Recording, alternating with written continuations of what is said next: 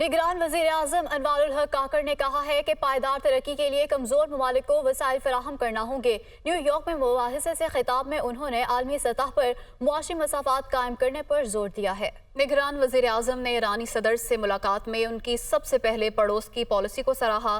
New York में निगरान वज़ीर ख़ारजा जलील अब्बास जिलानी की सऊदी अरब और ईरान समेत मुख्तलिफ आलमी रहनुमाओं से मुलाकातें हुई। तफसीलात के लिए रिपोर्ट देखिए।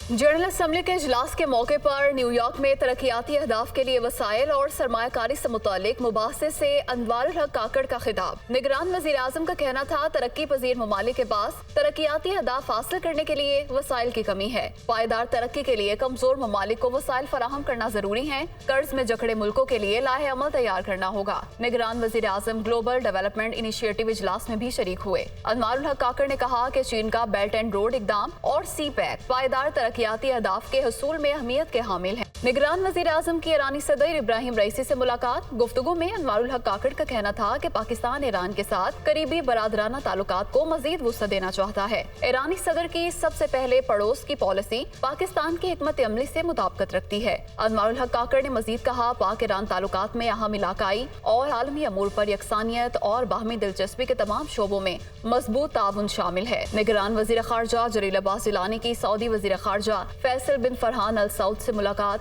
दोनों वज़ीर ख़ारजा ने बाहमी दिलचस्पी और आलमी अमूर पर तबादला ख्याल किया और निगरान वज़ीर ख़ारजा ने पाकिस्तान के लिए गैर मुतज़लज़ल हिमायत पर सऊदी क़यादत का शुक्रिया अदा किया। जलील अब्बास जिलानी ने कहा कि हम सऊदी वलीअहद के दौरे के मुंतज़िर हैं। जलील अब्बास जिलानी ने OIC की 6 रुकनी कमेटी बराए फ़लस्तीन के इजलास में शिरकत की। अपने खिताब में उन्होंने कहा कि अमन के लिए फ़लस्तीनी रियासत का क़याम जरूरी है। पाकिस्तान फ़लस्तीन की हिमायत जारी रखेगा। जलील अब्बास जिलानी की बेलारूस और माल्टा के वज़ीर ख़ारजा से भी मुलाकातें हुई। बाहमी ताल्लुकात मजीद मजबूत बनाने पर इत्तफाक किया।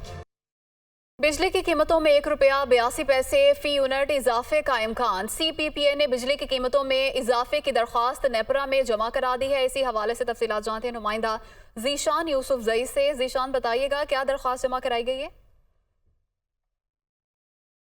असमा CPPA ने दरख्वास्त माहाना फ्यूल कास्ट एडजस्टमेंट की मद में जमा करा दी, जो कि अगस्त की दरख्वास्त है और इस पर नेपरा समाअत करेगी। दरख्वास्त में कहा गया है कि ₹1.82 फ़ी यूनिट इजाफा दिया जाए, लेकिन यहाँ पर जो रेगुलेटर का रोल है उस पर सवाल उठता है, क्योंकि रेगुलेटर ने ही बिजली की कीमतों में इजाफे और कमी की जो है नोटिफिकेशन जारी करना होती है। गुज़िश्ता रोज़ भी जो चेयरमैन नेपरा है वो लाहौर में गए थे और एक जगह पर उन्होंने कहा था कि CPPA ने ₹2 गुज़िश्ता जो फ्यूल कास्ट एडजस्टमेंट है उसकी बात कर रहे थे कि ₹2 की दरख्वास्त लाई और नेपरा ने ₹1.48 की, जो कि वहाँ पर उन्होंने गलत बयानी की, क्योंकि CPPA ने उसी दौरान ही कहा था कि ये कुछ पावर प्लांट है जिनकी अदद शुमार अभी आए हैं, लिहाजा जो नेपरा है वो भी एक रबर स्टैम्प की तरह काम कर रहा है। जो दरख्वास्तें आती है उनको ही एज इट इज़ कंज्यूमर पर पास ऑन करता है। और अगर मैं आपके साथ अदद शुमार शेयर करता चलूँ तो गुज़िश्ता माह 15 अरब 47 करोड़ यूनिट बिजली पैदा हुई और इस पर जो पैदावारी लागत आई वो 131 अरब और 11 करोड़ रुपये आई है। सबसे जो महंगी बिजली पैदा की गई है वो फर्नेस ऑयल से पैदा की गई है, तकरीबन ₹33.32 फ़ी यूनिट। इसके साथ साथ अगर बात की जाए तो ₹23.71 फ़ी यूनिट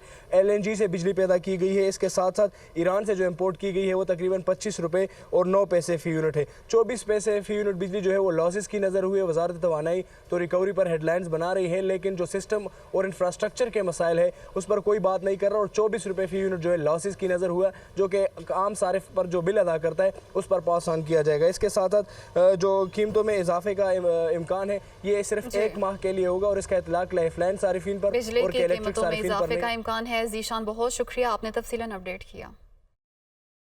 आगे बढ़ते हुए आपको बताएं कि सुप्रीम कोर्ट की सियासी मुकदमात की बजाय आम शहरियों के मुकदमात को तरजीह दे दी गई है। सुप्रीम कोर्ट में आइंदा 3 रोज क्रिमिनल और सिविल मुकदमात की समाअत होगी। सुप्रीम कोर्ट में 5 बेंचेस के सामने 225 केस समाअत के लिए मुकर्रर कर दिए गए हैं। चीफ जस्टिस काजी फाजिजा की सरबराही में 3 रुकनी बेंच 25 मुकदमात की समाअत करेगा। सुप्रीम कोर्ट की सियासी मुकदमात की बजाय आम शहरियों के मुकदमात को तरजीह दी गई है।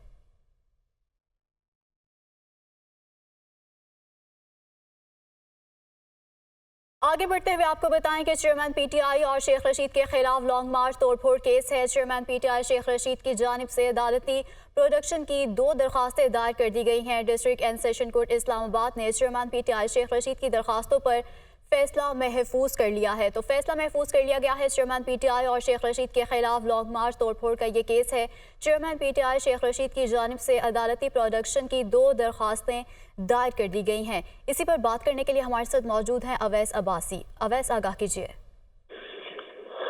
हाँ जी बिल्कुल। District and session court Islamabad में चेयरमैन पीटीआई और शेख रशीद के खिलाफ लॉन्ग मार्च तोड़फोड़ केस में जो एडिशनल सेशन जज शोएब बिलाल की अदालत में पीटीआई के वकील नईम मंजूथा पेश हुए हैं, जिसमें उन्होंने पीटीआई चेयरमैन और शेख रशीद के हवाले से कहा कि इन दोनों को अगवा किया गया मौका अपनाया और सिर्फ रिपोर्ट में चेयरमैन पीटीआई को जो है अदालत में पेश करने का हुक्म दिया जाए। उन्होंने अदालत से इस्तदा की। इसके साथ साथ ये भी है कि सुप्रिंटेंडेंट अटक जेल में रिपोर्ट मांगी जाए और सिक्योरिटी का बहाना बनाकर चेयरमैन पीटीआई को अदालत में पेश नहीं किया जाता और उनके साथ कानून के मुताबिक कार्रवाई नहीं की जाती।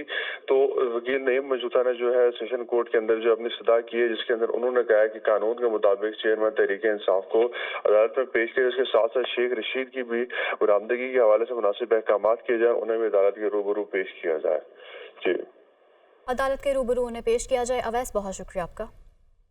Welcome back. रवा माली साल इलेक्शन होने से पाकिस्तान की मईशत संभल सकती है। एडीबी रिपोर्ट के मुताबिक एनर्जी प्राइसेस में इजाफा और रुपए की कदर में कमी के बायस महंगाई बढ़ने का खदशा है। रवा माली साल इकोनॉमी की ग्रोथ 1.9% रहने की पेशगोई।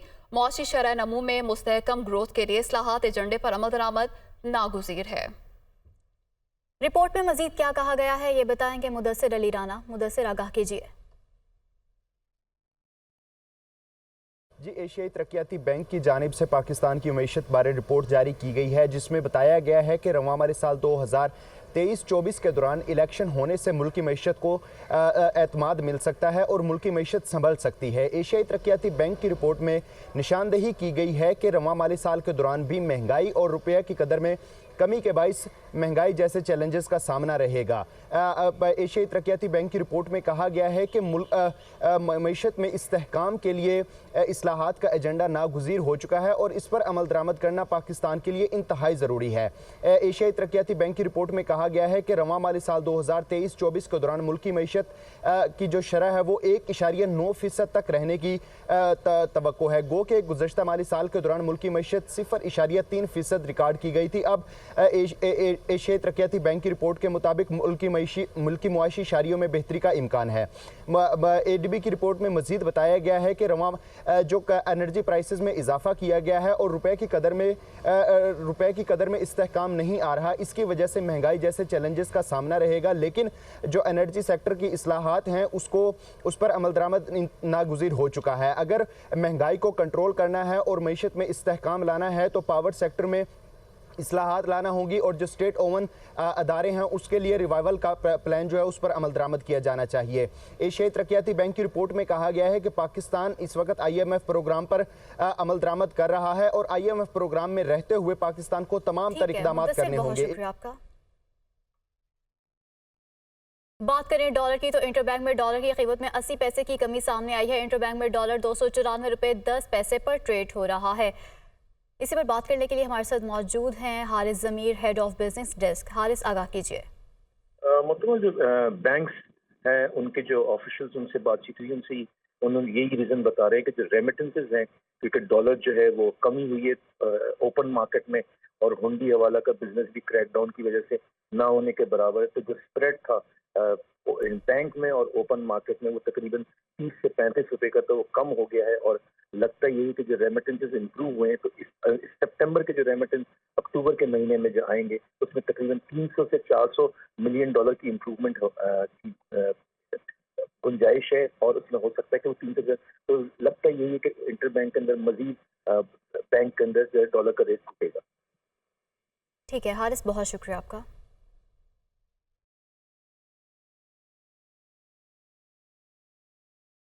निगरान वज़ीर आज़म की पायदार तरक्की के अहदाफ पर समिट लीडर्स डायलॉग 6 में शिरकत। निगरान वज़ीर आज़म ने कहा कि कोरोना, मौसमियाती तब्दीली और तनाज़ात ने तरक्की पजीर ममालिक की मईशतों को तबाह कर दिया है। आइंदा COP28 में पाकिस्तान मौसमियाती इंसाफ को उजागर करेगा। मौसमियाती असरात के लिए सालाना $100 बिलियन से ज़ायद की फराहमी के वादे की तकमील पर बात होगी।